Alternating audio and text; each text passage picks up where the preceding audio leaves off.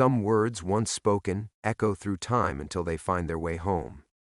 The fluorescent lights hummed overhead in Marcus Washington's cramped Philadelphia office as sleet hammered against the windows on this bitter February night in 2021. 50 years of private investigation work had taught him that coincidences were usually conspiracies in disguise, but the manila folder spread across his desk defied every logical explanation he possessed. 5 photographs of dead men stared back at him, each one a face he recognized from that suffocating back room beneath Madison Square Garden in 1971, each one found with an identical handwritten note containing words that should have died with Muhammad Ali himself. Marcus's arthritic fingers trembled as he reached for his coffee, remembering how Ali's voice had dropped to a whisper that March night after Frazier's cruel joke about his mother.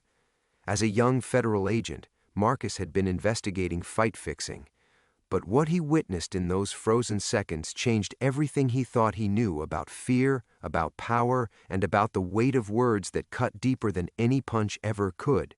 The storm outside matched the chaos in his mind as he realized he might be the last living witness to whatever curse Ali had spoken. And someone was systematically eliminating everyone who heard it. But who could possibly know what was said in that room? And why were they killing to keep it buried? Before we jump back in, tell us where you're tuning in from, and if this story touches you, make sure you're subscribed because tomorrow I've saved something extra special for you. Marcus pushed back from his desk, the old leather chair creaking like his joints in the cold. The 5 photographs seemed to mock him in the stuttering fluorescent light. Harvey Goldman, the Arena Commission inspector, Tommy Brick Morelli, Frazier's cut man, William Hayes, the sports writer from the Philadelphia Inquirer, Carl Jennings, the television producer, and just last week, Father Anthony Russo, the priest who'd somehow talked his way into that back room claiming he was there to bless the fighters. All dead within 12 months. All found with the same note. Marcus rubbed his eyes, feeling every one of his 73 years settling into his bones. His office hadn't changed much since 1995 when he'd hung up his federal badge and opened Washington investigations. Same water-stained ceiling tiles, same mismatched filing cabinets, same view of the parking lot behind Chen's Chinese restaurant. But tonight, surrounded by these ghosts from his past, the familiar space felt foreign, contaminated. He walked to the window, watching ice crystals form intricate patterns on the glass. Across the street, the neon sign of Murphy's Tavern flickered erratically, casting red shadows that reminded him of the emergency exit light in that underground room 50 years ago. He'd been 23 then, fresh out of Quantico, assigned to investigate unusual betting patterns that suggested the fight of the century might be rigged. Such a simple assignment. Follow the money, document the players, file the report. Instead, he'd stumbled into something that defied every category in the Bureau's handbook. The memory surfaced unbidden. The acrid smell of cigarette smoke mixing with liniment and fierce sweat. The way the concrete walls seemed to close in as tension filled the room like poison gas. Frazier had been riding high, cocky in his undefeated streak. And when someone mentioned Ali's mother, Odessa Clay, who'd passed just months before, Joe had laughed. That cruel, cutting laugh that preceded words designed to wound. Marcus could still see Ali's face in that moment. The way his features shifted from surprise to something far more dangerous. The room had fallen silent except for the distant roar of the crowd upstairs and the hum of ancient electrical systems. When Ali finally spoke, his voice carried a weight that seemed to press down on everyone present, forcing them into their chairs like gravity had suddenly doubled. The phone rang, jarring Marcus back to the present. He glanced at the caller ID, block number. At 11:47 p.m. on a Tuesday night, that could only mean one thing in his line of work: Washington investigations. Heavy breathing filled the line, followed by the scratch of what might have been a pencil on paper. Then, in a voice distorted by either electronics or terror, came the words that turned Marcus's blood to ice water. The sins of the fathers shall visit the sons, but the words of the righteous shall visit the guilty until justice walks among the living once more. The line went dead. Marcus dropped the phone, his hand shaking so violently he knocked over his coffee mug. The dark liquid spread across his desk, seeping into case files and soaking the edges of the 5 photographs. but he barely noticed because those were the exact words, Muhammad Ali's words, that had frozen that room in 1971, word for word, inflection for inflection, as if Ali himself had just spoken them. But Muhammad Ali had been dead for nearly 5 years. Marcus grabbed paper towels from his desk drawer, frantically trying to save the files from the spreading coffee. As he lifted Harvey Goldman's photograph, he noticed something he'd missed before, a small mark in the corner, barely visible, a tiny drawing of a butterfly. He checked the other photos. Tommy Morelli's had a bee. William Hayes showed what looked like a glove. Carl Jennings bore the outline of a crown, and Father Rousseau's photograph had a small, carefully drawn mosque. Symbols, a pattern within the pattern. Marcus sank back into his chair, his mind racing. Someone wasn't just killing the witnesses, they were leaving a trail of breadcrumbs, practically begging to be followed. But breadcrumbs had a way of leading to places you didn't want to go, and trails often ended with the hunter becoming the hunted. Outside, the storm intensified, turning the parking lot into a sheet of ice. The temperature was dropping, and according to the weather report he'd heard earlier, this was just the beginning. A massive system was moving in from the west, promising to dump 2 feet of snow on Philadelphia before the weekend. Marcus looked at the photographs again, now stained with coffee but still accusatory in their silence. 5 men dead, 1 voice from beyond the grave. And somewhere in this frozen city, someone who knew things they shouldn't know was playing a game with rules Marcus didn't understand. But he'd been playing dangerous games for 50 years, and he was still breathing. That had to count for something. He reached for his coat.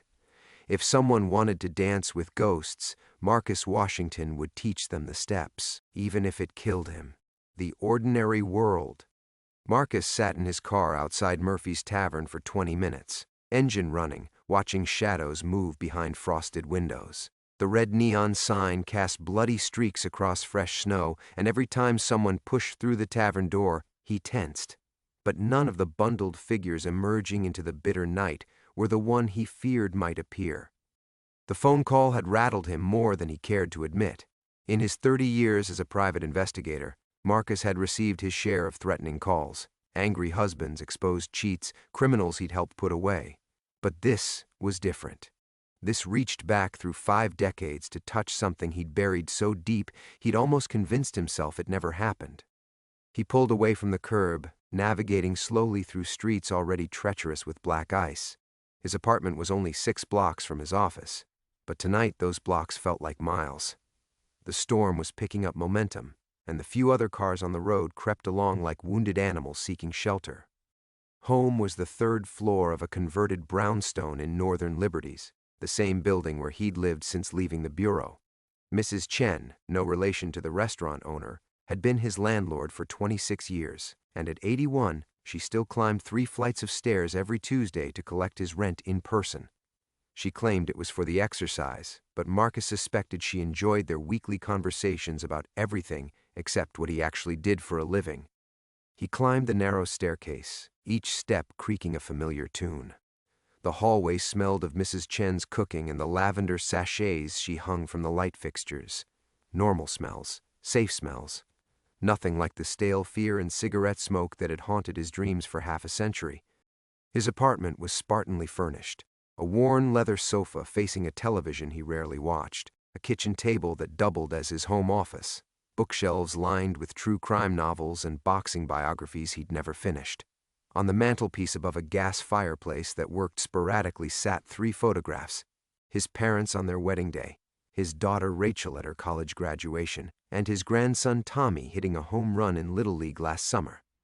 Marcus poured himself 3 fingers of bourbon and settled into his armchair, the one luxury he'd allowed himself after his divorce 15 years ago.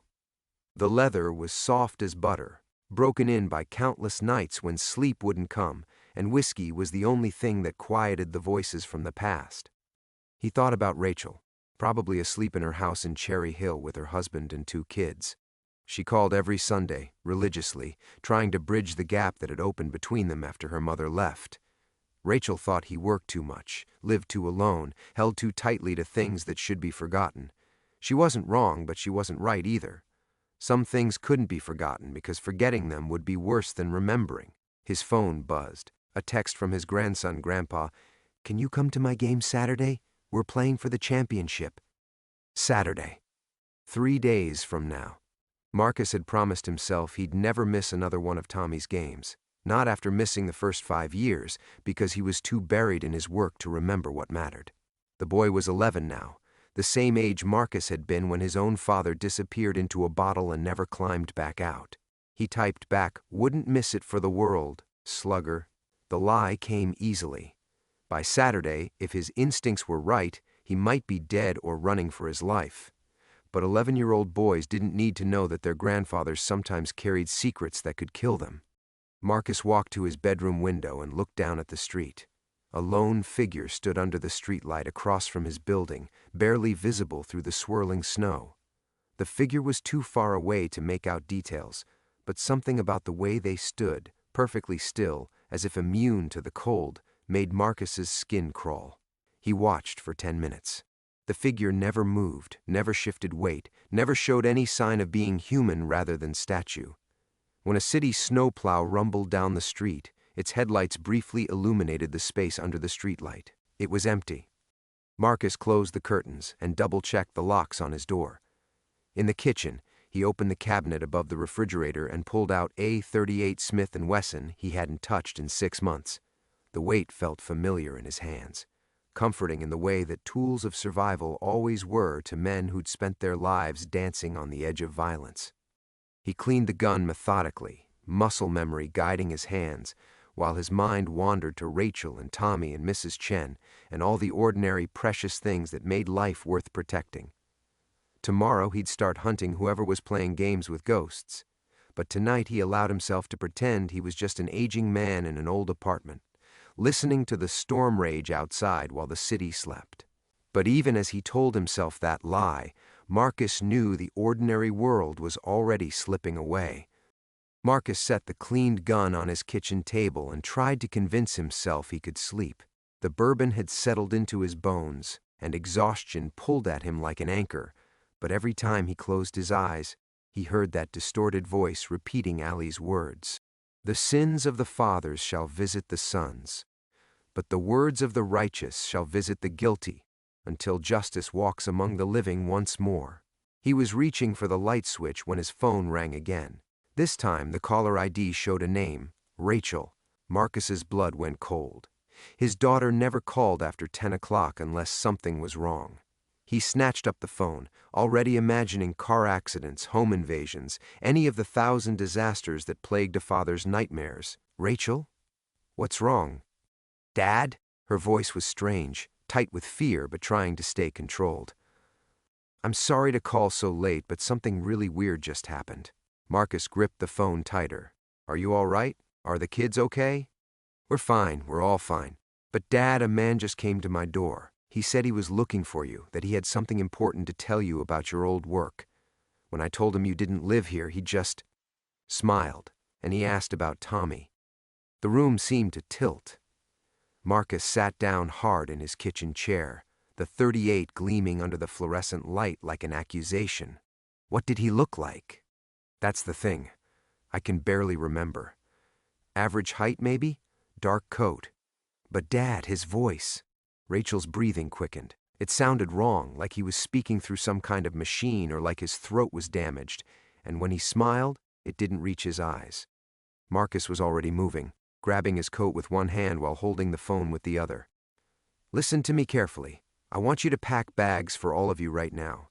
Take the kids and go to that hotel near your mother's place in Haddonfield. Don't use credit cards, I'll reimburse you for cash. And Rachel, don't tell anyone where you're going. Dad, you're scaring me. What's this about? What kind of old work? Just do it. Please." Marcus was pulling on his boots, the gun already tucked into his waistband. "I'll explain everything later, but right now I need you and the kids somewhere safe." A pause. Then Rachel's voice came back smaller, more like the little girl who used to climb into his lap after bad dreams. "Is this like before? Like why Mom left?" The question hit him like a physical blow. Sarah had left because she'd finally realized that Marcus carried darkness with him wherever he went. that some stains never washed out no matter how many years passed. She'd taken Rachel and moved across town, not far enough to punish him, but far enough to feel safe. "Yes," he said quietly. "It's like that. Okay, give me 30 minutes. Make it 20. Marcus ended the call and stood in his kitchen, feeling the last threads of his ordinary world snap like overtaxed cables.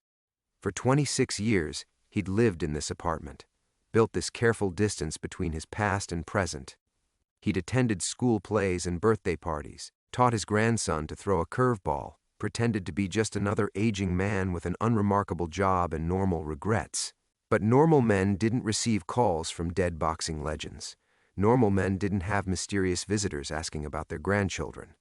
He walked to his bedroom closet and pushed aside hanging clothes to reveal a small safe he'd installed in 1995. Inside were things he'd hoped never to need again: fake identification documents, $10,000 in cash, and a manila folder containing photocopies of his original case files from 1971. The Bureau had classified the real files so deeply they might as well have been buried on the moon, but Marcus had kept his personal notes. As he pulled out the folder, a photograph fell to the floor. He'd forgotten it was there, a picture taken the night before the fight, showing the key players gathered in that underground room. Marcus stood in the background, trying to look like just another hanger-on while his FBI training cataloged every face, every gesture, every potential threat. But it was the foreground that stopped his breathing. There, caught in a moment between the camera's flash and history's judgment, stood Muhammad Ali and Joe Frazier side by side. But they weren't alone. Behind them, partially obscured by shadow, was another figure. A man Marcus had somehow forgotten, or perhaps forced himself to forget. A man whose face, even 50 years later and blurred by time, looked remarkably similar to the description Rachel had just given him. Marcus stared at the photograph, his hands trembling. The man in the shadows wore the same dark coat, the same unsettling smile. But that was impossible. If this person had been an adult in 1971, he'd be in his 70s or 80s now. No one stayed frozen in time. Unless time wasn't the factor Marcus thought it was. His phone buzzed with a text from an unknown number. "The children are beautiful, just like their grandfather's secrets." Marcus grabbed his gun and ran for the door. Marcus burst through his apartment door and pounded down the 3 flights of stairs, taking them 2 at a time. His lungs burned in the frigid air as he crashed through the building's entrance into the storm.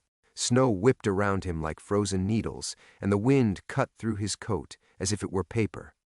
He fumbled for his car keys, his hands shaking, not from cold but from the terror that had been building in his chest since that photograph fell to his floor. The man in the shadows. After 50 years, how had he forgotten that face? How had his mind simply erased someone who'd been standing right there, witnessing everything? The engine turned over reluctantly in the bitter cold. As Marcus threw the car into drive, his phone rang. Rachel again. "Dad, we're leaving now, but—" "Don't talk," Marcus interrupted, pulling onto the empty street. "Just go. I'll call you when it's safe." "When will that be?" The question hung in the air like smoke. Marcus stared through the windshield at the wall of snow ahead, his wipers fighting a losing battle against the storm. When would it be safe? When the 5 dead men could testify about what they'd seen? When Muhammad Ali could rise from his grave to explain what his words really meant? When a 50-year-old secret finally finished destroying everyone it touched? "I don't know," he said finally. He heard Rachel's sharp intake of breath, then the sound of her husband's voice in the background asking what was wrong. Normal people asking normal questions about an abnormal situation that Marcus had dragged them into simply by loving them. "Dad, maybe you should call the police. If someone's threatening us—" "The police can't help." Marcus turned onto Broad Street, the windshield fogging from his rapid breathing. "This goes too deep, too far back. Then what are you going to do?" Marcus pulled over and sat in the idling car, watching snow accumulate on the hood. What was he going to do? For 30 years as a private investigator, he'd built his reputation on being the man who found answers when nobody else could. Missing persons, insurance fraud, cheating spouses, problems with solutions, puzzles with pieces that eventually fit together. But this wasn't a puzzle. This was a reckoning. He could run. pack his own bag, empty his bank accounts, and disappear into the vast anonymity of America. He'd done it before, leaving the Bureau in 1973 under circumstances he'd never fully explained to anyone, including himself. He could do it again. Except running meant abandoning Rachel and Tommy and Mrs. Chen and everyone else whose orbit he'd entered. The text message had made that clear. The children are beautiful. Whatever this was about, it wouldn't end with Marcus. It would follow his blood, his connections, everyone who mattered to him. "I'm going to end it," he said into the phone. "How?" Marcus stared at his reflection in the rearview mirror. At 67, he looked older than his years. Gray hair gone mostly white, deep lines carved by decades of carrying weight that wasn't meant for one man's shoulders. He looked like what he was, someone who'd spent half a century trying to outrun a single night. By going backward instead of forward, by finding out what really happened in that room. Dad, that was 50 years ago. Everyone involved is probably dead. I know. Marcus put the car back in drive, but someone else was there, someone I forgot about or made myself forget about. And that someone is very much alive. The truth settled on him like snow, cold, inevitable, and covering everything familiar until the landscape became foreign. For 50 years, he'd assumed he was the only living witness to Ali's words. He'd carried the secret alone, let it eat at him alone, convinced himself that his silence was protecting something greater than himself. But secrets didn't live in isolation. They grew in the spaces between people, feeding on connection and proximity. And someone else had been feeding this particular secret for 5 decades, keeping it alive, nurturing it into something that could reach across time and start killing. Marcus thought about the symbols on the photographs: butterfly, bee, glove, crown, mosque. A pattern he didn't understand, but that clearly meant something to someone. Breadcrumbs leading back to that underground room where everything went wrong. His phone buzzed with another text. Running won't help. Neither will hiding them. Some debts can only be paid in person. Marcus turned off his phone and drove into the storm. Behind him, his apartment building grew smaller in the rearview mirror, until it disappeared entirely, swallowed by the snow and darkness. Ahead lay nothing but empty streets and the kind of choices that changed everything. He'd spent 30 years building a wall between his past and present. Now someone was tearing it down brick by brick, and Marcus could either keep running from the collapse or turn around and face what he'd been hiding from. The storm raged around him, but inside the car, Marcus felt something he hadn't experienced in decades: the terrible clarity that came just before stepping into the abyss. Marcus drove through the storm for 20 minutes before he realized he was heading toward the one place he'd sworn never to return to: Madison Square Garden. The current building wasn't the same structure that had housed the fight of the century, that had been torn down in the late 60s, but the new garden sat only blocks away, and beneath its foundations, some of the old infrastructure remained, including the maze of storage rooms, utility tunnels, and forgotten spaces where secrets had once been born. He pulled into a parking garage 6 blocks from the arena and sat listening to the engine tick as it cooled. The photograph from his safe lay on the passenger seat, that mysterious figure still lurking in the shadows behind Ali and Frazier. Marcus picked it up and studied it under the dome light, trying to force his memory to surrender what it had hidden for so long. The man's face was partially turned away, but there was something about his posture, the way he held his hands, that seemed familiar. Not from that night necessarily, but from somewhere else. Some other context that his mind refused to provide. Marcus's phone buzzed despite being turned off, somehow still receiving messages. This time the text contained only an address: 33rd and 8th, underground entrance, service tunnel B-7, come alone, or the boy learns what his grandfather really is. Tommy. They'd mentioned Tommy specifically now, not just the children. An 11-year-old kid who collected baseball cards and still believed his grandfather was some kind of hero, who had no idea that heroes were just broken people who'd learned to carry their damage quietly. Marcus checked his gun, chambered a round, and stepped out into the blizzard.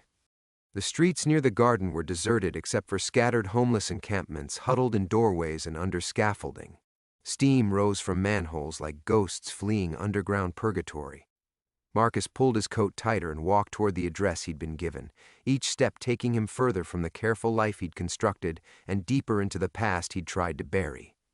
33rd and 8th was a construction site. one of the endless development projects that transformed New York City block by block, erasing history in the name of progress.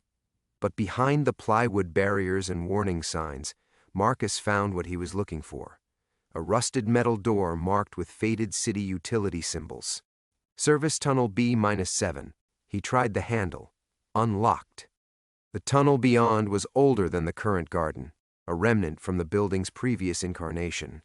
Emergency lighting cast sickly yellow pools every 20 feet, creating a pathway that descended into darkness. The air smelled of rust and decades-old cigarette smoke, and somewhere in the distance, Marcus could hear the steady drip of water finding its way through cracked concrete. He moved forward carefully, the .38 drawn and ready. His footsteps echoed off tiled walls that belonged to another era, when this part of the city had been something different, when the underground spaces had served purposes he'd never bothered to learn. The tunnel curved left, then right, then opened into a wider chamber that made Marcus's breath catch in his throat. He'd been here before. Not this exact room, but something very much like it. The same institutional green tiles, the same low ceiling with exposed pipes, the same arrangement of folding chairs around a central space. Someone had reconstructed it.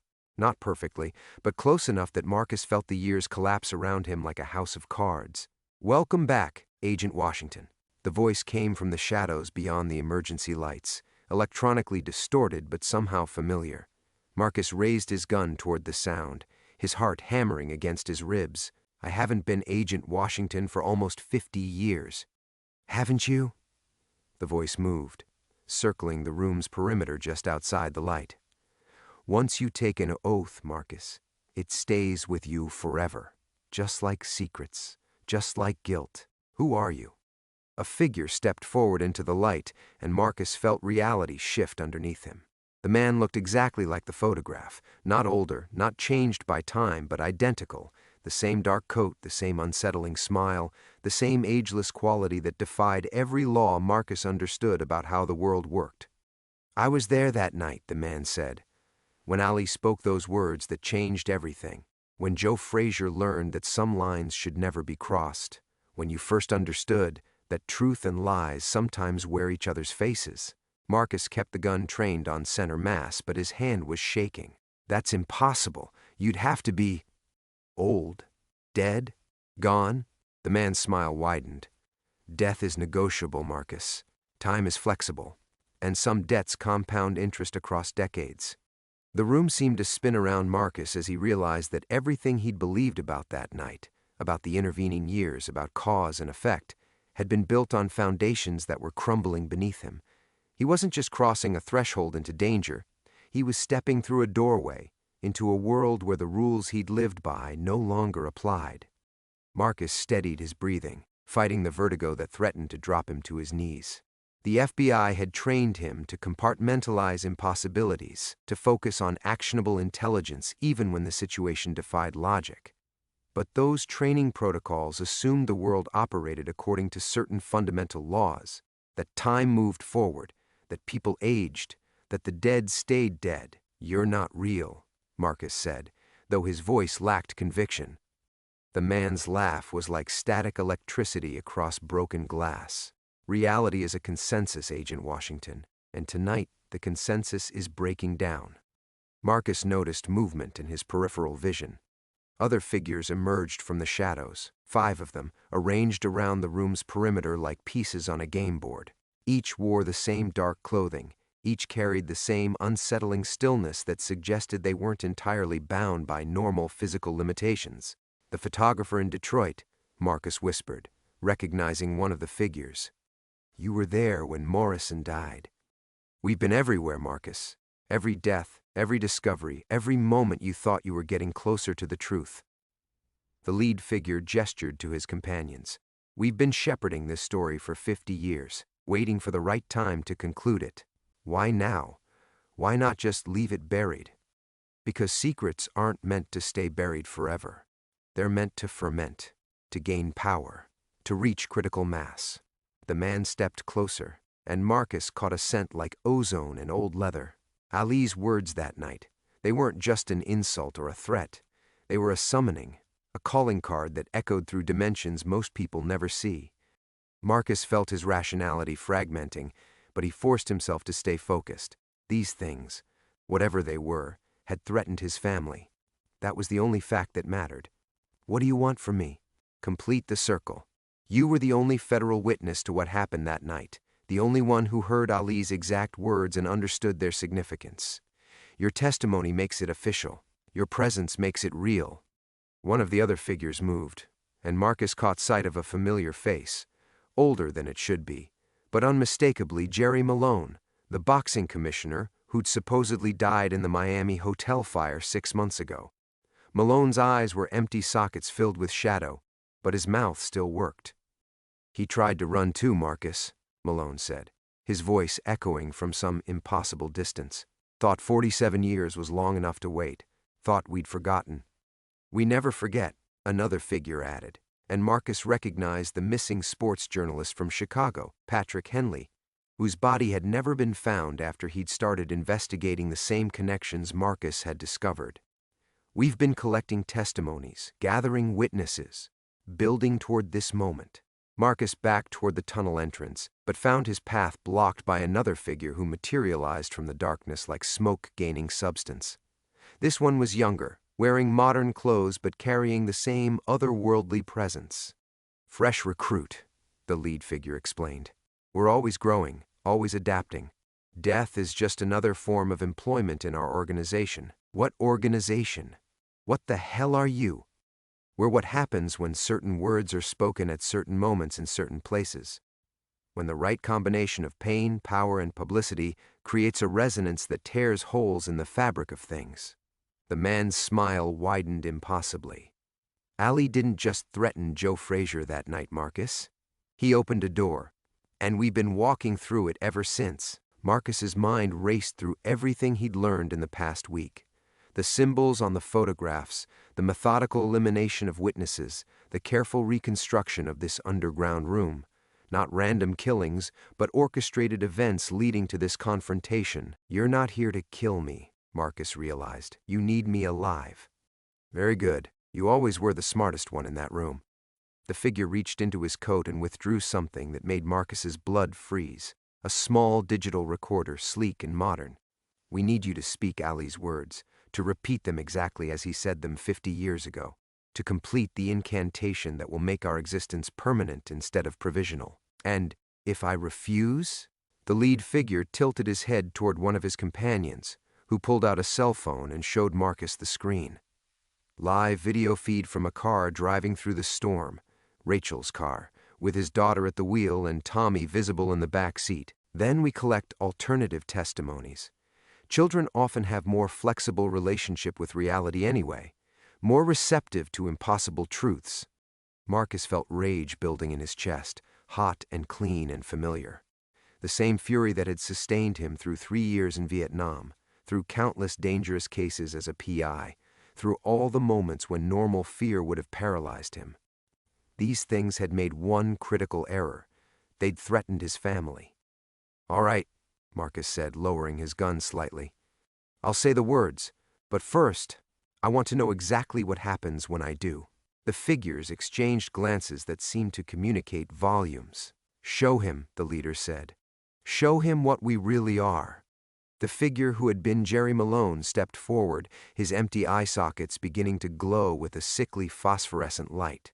As Marcus watched in horror, the man's skin started to peel away in strips, not like flesh decaying, but like old wallpaper curling off a wall. Beneath was something that hurt to look at directly. Geometric patterns that shifted and writhed, angles that seemed to exist in more dimensions than should be possible. We are what words become when they carry enough weight, the lead figure explained, his own form beginning to shimmer and distort. When Muhammad Ali spoke that night, when he reached into the deepest well of his pain and fury and pulled up something that should have stayed buried, he didn't just curse Joe Frazier, he created us. Marcus forced himself to keep watching as the other figures began their own transformations. The missing journalist's face split open like a flower, revealing layers of text, newspaper headlines, boxing statistics, interview transcripts, all swirling together in a nauseating kaleidoscope. The fresh recruit's modern clothes dissolved into shadow, leaving behind something that looked like a living ink stain with too many limbs. Every word has power, the leader continued, his voice now coming from multiple directions at once. But some words, spoken in the right place, at the right moment, with the right amount of anguish, they tear holes. They make things possible that shouldn't be possible. Marcus felt his sanity straining against what he was seeing, but he forced himself to think tactically. These entities needed something from him. That gave him leverage, even if he didn't fully understand the game being played. The other witnesses, Marcus said, the ones you killed, why didn't their testimony work? The leader's form had become something like a man-shaped constellation, points of light connected by lines that traced patterns Marcus's brain refused to process. They only heard the words. You felt them. You were investigating, probing, trying to understand the connections even before Ali spoke. When those syllables hit the air, your mind was already open, already searching for meaning. That's why it took you 50 years to find me. Finding you was never the problem. We've always known where you were. The entity gestured, and Marcus saw his own life playing out in the shifting patterns of its form, his discharge from the FBI, his years as a private investigator, his daughter's wedding, his grandson's birth. We needed you to find us, to want answers badly enough that you'd come here willingly. Marcus realized with growing dread that everything, the photographs appearing in his cold cases, the mysterious deaths, even the storm tonight, had been carefully orchestrated to bring him to this moment. He hadn't been investigating, he'd been herded. The digital recorder materialized in the lead entity's shifting appendages, its red record light blinking patiently. Around the room, the other creatures arranged themselves in the same positions they'd occupied 50 years ago, when they'd still been human. The words, Marcus, the leader said. Speak Ali's exact words, and we become permanent, real in all dimensions, not just the spaces between moments.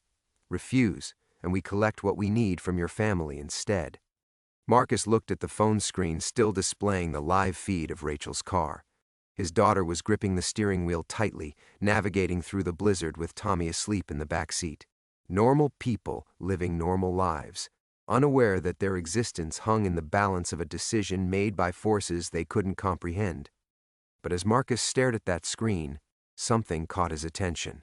The timestamp in the corner wasn't showing the current time. It was cycling through dates, jumping erratically between past and future. The image itself flickered occasionally, revealing glimpses of other scenes, an empty car on a sunny day, a different woman driving, people who might have been Rachel and Tommy, or might have been strangers wearing their faces. You're lying, Marcus said suddenly. This isn't live feed. You're showing me possibilities, probabilities. You don't actually have them. The entity's forms wavered, their careful choreography disrupting for just a moment. In that brief slip, Marcus caught sight of something crucial, fear. These creatures, whatever they were afraid, not of him, but of what would happen if their plan failed. You're running out of time, Marcus continued, pieces clicking into place. 50 years was some kind of deadline, wasn't it? And it's almost up. The lead entity's voice carried a new edge of desperation. The words, Marcus, now, but Marcus was already moving, diving toward the tunnel entrance as the creatures surged toward him. He had seen their weakness now, felt the cracks in their carefully constructed reality. The real confrontation was just beginning. Marcus hit the tunnel floor hard as impossible geometries crashed into the space where he'd been standing. The entity's forms were unraveling, their careful human disguises shredding away to reveal the writhing chaos beneath. Behind him, the reconstructed room dissolved into fragments, pieces of memory and nightmare bleeding together like watercolors in rain. He rolled to his feet and ran, the .38 clutched in his trembling hand, though he knew bullets would be useless here. The tunnel stretched ahead, but it wasn't the same tunnel anymore. The walls pulsed with veins of phosphorescent text, fragments of every boxing article ever written, every interview, every casual conversation about that night in 1971, words bleeding through concrete like infection through flesh. You cannot run from words already spoken. The lead entity's voice echoed from everywhere at once, bouncing off surfaces that shouldn't exist. They live in your memory, Marcus. They are part of you now. Marcus's lungs burned as he navigated passages that twisted in directions his mind couldn't map. He understood now why they needed him alive, why 50 years of careful orchestration had led to this moment. Those words Ali had spoken. They weren't just threats or curses. They were instructions, a code that required the right voice, the right witness, the right level of understanding to activate fully. The tunnel opened into a vast chamber that definitely hadn't existed moments ago. Ancient stone walls rose into darkness, covered with carved symbols that hurt to look at directly. At the center stood a massive circular table made of what looked like compressed boxing gloves, thousands of them fused together into a grotesque monument to violence. Around the table sat 12 chairs, 11 occupied by figures Marcus recognized from old photographs, not just the recent victims, but witnesses from that night who'd died decades ago, their deaths carefully hidden, manipulated to look natural. Only one chair remained empty. "You see now," came the leader's voice from behind him. Marcus turned to find the entity reconstituted, its form more stable than before but still wrong in ways that made his vision blur. This has been building for 5 decades. Every person in that room, every witness to Ali's words, every thread of the story carefully gathered. Marcus's grandfather sat in one of the chairs, dead for 30 years but wearing the same suit he'd been buried in. The old man's eyes were empty sockets filled with starlight, but his mouth moved with familiar cadence.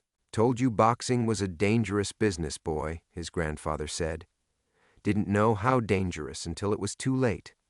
"None of us knew," added another voice. Marcus recognized Detective Patricia Voss from the NYPD, who'd supposedly died of cancer in 1987. "We thought we were just doing our jobs that night. Security detail, background checks, routine investigation. Didn't understand we were witnessing Genesis." The lead entity circled the table, its form shifting between human and something Marcus's sanity refused to catalog. Muhammad Ali reached into his deepest pain that night. The loss of his mother, the betrayal of friends, the weight of being reduced to entertainment for people who would never understand his struggle. When he spoke, he didn't just insult Joe Frazier. He cracked reality itself. Marcus kept the gun raised, though his hand shook violently. What did he say? What were the actual words? "You know them," the entity whispered. "They've been burning in your memory for 50 years.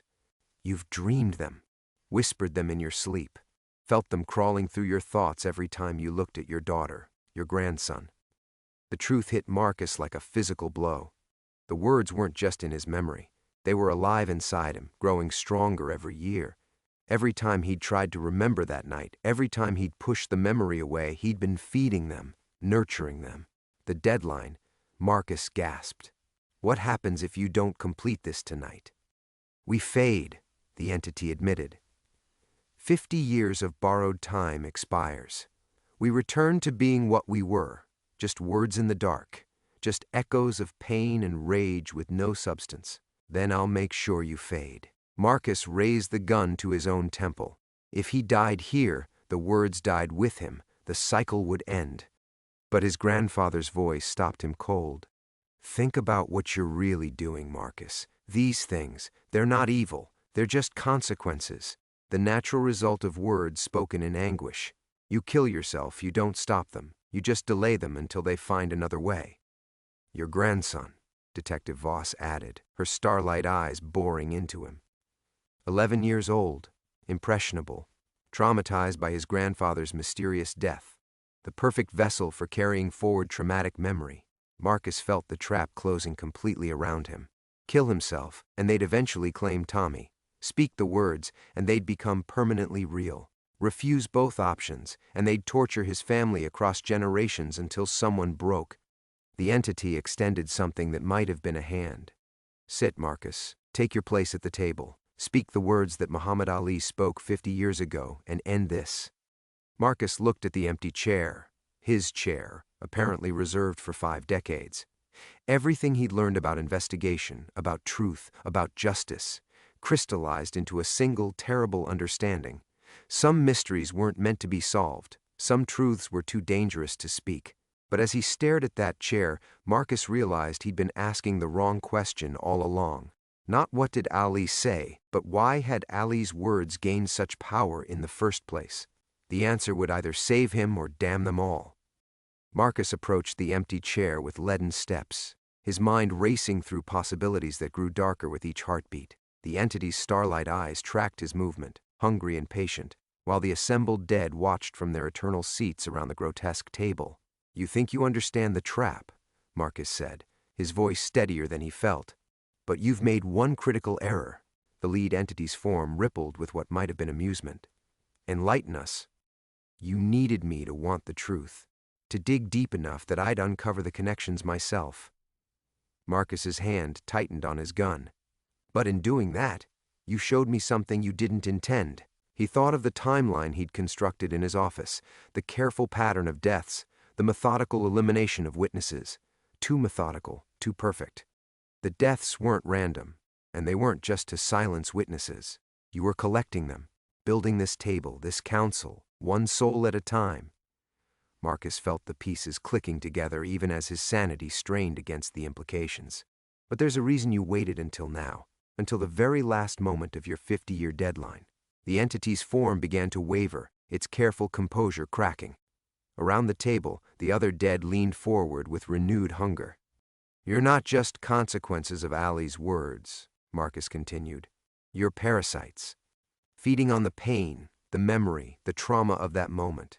And like any parasite, you need a living host." His grandfather's corpse spoke with hollow authority. "Sit down, boy. You're making this harder than it needs to be." But Marcus saw through the deception now. "You're not my grandfather. You're wearing his face, speaking with his voice, but you never knew him." He turned to face the entity directly. "My grandfather would never call me boy. He called me champ every single day of my life until he died." The figure wearing his grandfather's face hissed and began to dissolve, its features running like melted wax. Around the table, other disguises started failing, the dead witnesses revealing themselves as hollow shells animated by desperate hunger. "Clever," the lead entity admitted, its voice now coming from multiple throats at once, "but ultimately irrelevant. Truth or lies, we still need those words spoken. We still need completion." Marcus felt his phone vibrating in his pocket. A text message. With shaking hands, he pulled it out, keeping his gun trained on the entity as he glanced at the screen. It was from Rachel. "Dad, weird question, but did you ever tell me about some words from a boxing match? I've been having these dreams, and Tommy says he's been having them too. Same words, over and over. Should I be worried?" The phone slipped from Marcus's nerveless fingers, clattering onto the stone floor. The trap wasn't closing. It had already closed. While he'd been investigating, while he'd been following their carefully laid trail, the entities had been working through the connection that mattered most. The genetic link between grandfather and grandson, the inherited trauma that could carry their influence forward. "You see now," the entity whispered, its form growing more solid, more real, as Marcus's hope crumbled. "We don't need you to speak the words. We never did. Your family already carries them. We just needed you here to witness their activation." Marcus's phone screen flickered to life, showing actual live footage now, not the manufactured images from before. Rachel's car pulled into his driveway, and he watched his daughter and grandson get out, their movements stiff and mechanical. Even from this distance, he could see their lips moving in perfect synchronization, speaking words he couldn't hear but knew with bone-deep certainty. "The words will be spoken," the entity said with finality. "If not by you, then by them. The circle will be completed. We will be made real." Marcus raised his gun toward the entity, then toward himself, then let it fall to his side in defeat. Every option led to the same conclusion. His investigation, his cleverness, his 50 years of carrying this secret, all of it had been orchestrated to lead to this moment of absolute powerlessness. The empty chair seemed to mock him, waiting for surrender that now felt inevitable. Around the table, the false dead began to laugh, a sound like breaking glass and distant thunder that echoed through dimensions Marcus couldn't name. He had solved the mystery, uncovered the truth, followed every lead to its logical conclusion. And in doing so, he had doomed everyone he loved. The entity extended its hand once more. "Sit, Marcus. Watch your legacy unfold."